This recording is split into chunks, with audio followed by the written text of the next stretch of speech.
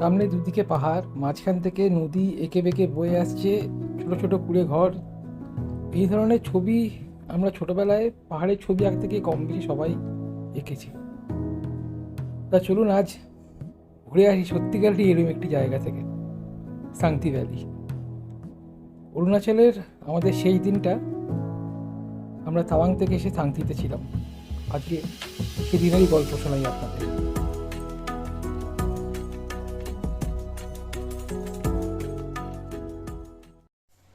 তাওয়াংয়ে দুরাত আমরা এই রুমটায় ছিলাম। খারাপ নয়, কোয়াইট বেশ ভালোই বলতে গেলে। সোফা আছে, ভালোই ওয়েল ফার্নিশড। শুধু সার্ভিসটাই একটু গন্ডগোলে, বাকি সব ঠিকঠাক। বাইরের ভিউও খারাপ নয়, এদিকেও জানলা, এদিক থেকেও ভিউ আছে।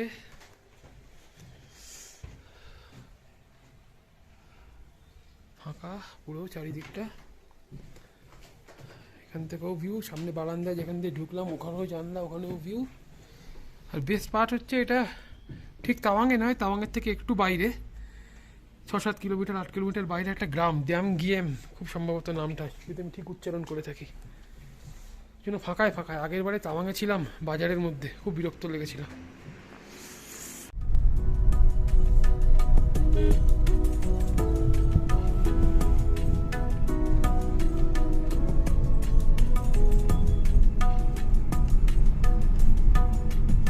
দরকারি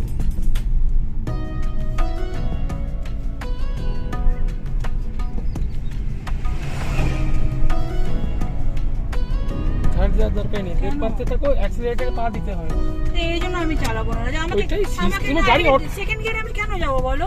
তুমি ওইটাই সিস্টেম রে বাবা, গাড়ি তাই গাড়িতে দেখাচ্ছে, ও দেখাকে যা, তুমি অ্যাক্সিলারেটরে দিও না, তুমি অ্যাক্সিলারেটর একদম দিও না। আপনারা দাঁড়ান, ডাউনহিল ড্রাইভের টেকনিক্যালিটি নিয়ে একটু আমরা ঝগড়াঝাটিটা করে নিই। আপনাদের সঙ্গে দেখা হচ্ছে যশবন্তপুর ওয়ার মেমোরিয়ালে।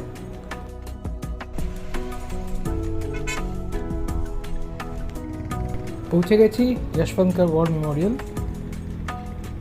আসার সময় দেখা হয়নি, সেদিন বন্ধ ছিল, তাই আজকে ফেরার সময় এখানে এসেছি। চলুন ভেতরে দেখা যাক। সকালবেলায় আকাশ পরিষ্কার থাকায় চারিদিকের দুর্দান্ত ভিউ। দূরে বরফ ঢাকা পাহাড়, আর এখানকার পরিবেশ কি বলবো। এখানে এসে গায়ে কাটা দেয় রাইফেলম্যান যশবন্ত সিংয়ের ভারত চীন যুদ্ধের সময় তার বীরত্বের কথা ভেবে।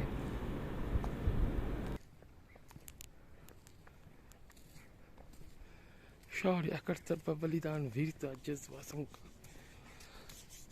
हौसला।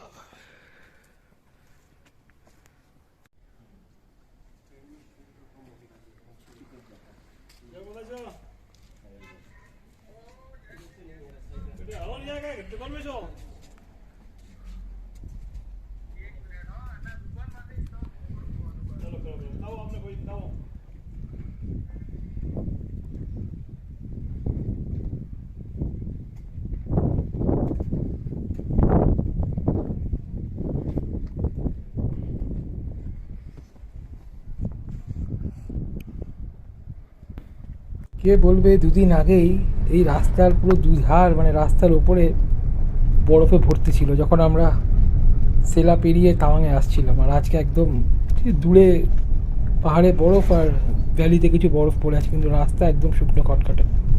চলুন এই রাস্তা দেখিয়ে লাভ নেই, দেখা হচ্ছে আপনাদের সঙ্গে একবারে শান্তি পৌঁছে।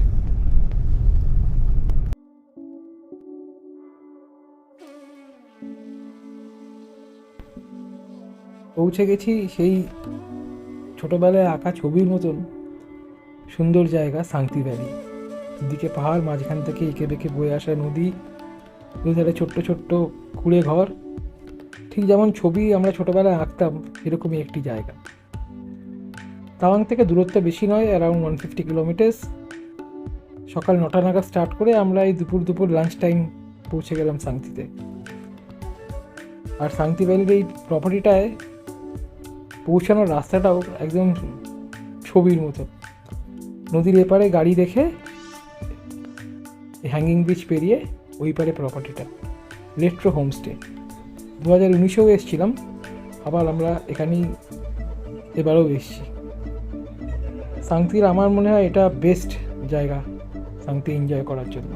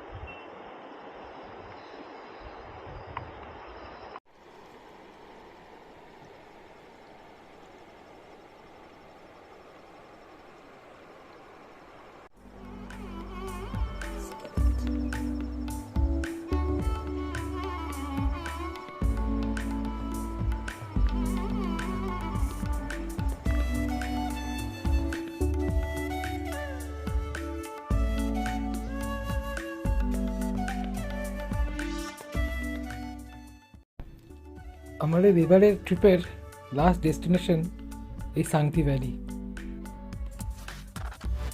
এইখানে একটা অসাধারণ দুপুর ও বিকেল কাটালাম পুরো প্রকৃতির মধ্যে।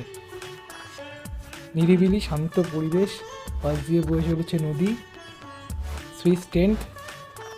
পায়ে হেঁটে আমরা প্রায় ঘন্টা দেড়েক ঘুরে বেড়ালাম পুরো প্রপার্টিটা। নদীর ধারে গেলাম, খানিকক্ষণ বসলাম,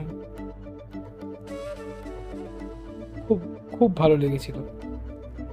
মানে যাকে বলে আবার আগামী কয়েক মাসের জন্য যে এনার্জি সঞ্চয় করার দরকার ছিল সেটা এখানকার ফ্রেশ অক্সিজেন নিয়ে ফুসফুসে ভরে নিয়ে এলাম।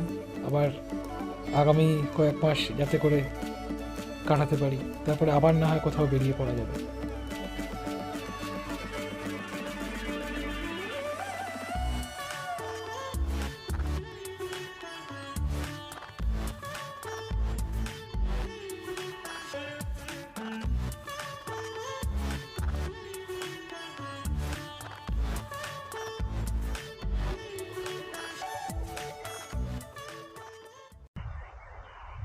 बेटा एक का और प्लास्टिक का चेयर दे दो ना,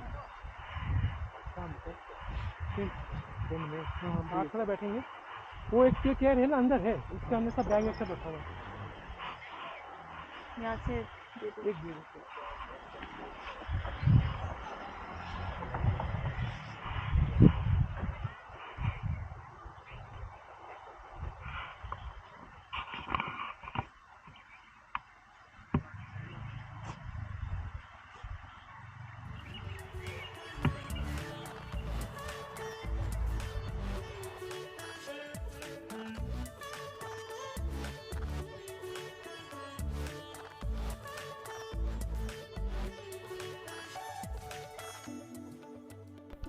আমাদের এবারের কলকাতা টু অরুণাচল রোড ট্রিপের এটাই লাস্ট এপিসোড, লাস্ট ভিডিও। আবার খুব শিগগিরই দেখা হচ্ছে নতুন কোনো জায়গায় আপনাদের সবার সাথে। Thanks for watching.